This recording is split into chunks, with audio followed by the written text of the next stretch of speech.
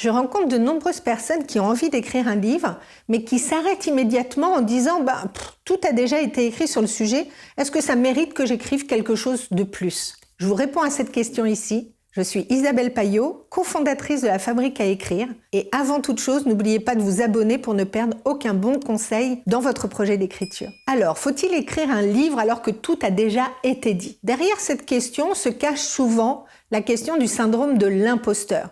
J'ai peur d'écrire quelque chose car je ne me sens pas légitime ou je pense que tout a déjà été dit, donc à quoi bon le faire? Ce manque de légitimité vous bloque dans votre envie de partager un message. Tout a été déjà dit, mais pas de votre manière. Alors pour se débarrasser de ce syndrome de l'imposteur ou de ce manque de légitimité, je vous invite vraiment à penser à votre sujet, peut-être à aller voir les livres qui ont déjà été écrits sur la question, et à réaliser que vous avez une autre voix, une autre manière de le dire et surtout une autre expérience. Personne d'autre que vous ne peut raconter votre vécu et ne peut raconter votre vision des choses. Alors, même si vous avez l'impression que tout a été dit, ça vaut vraiment la peine que vous écriviez votre histoire, votre méthode.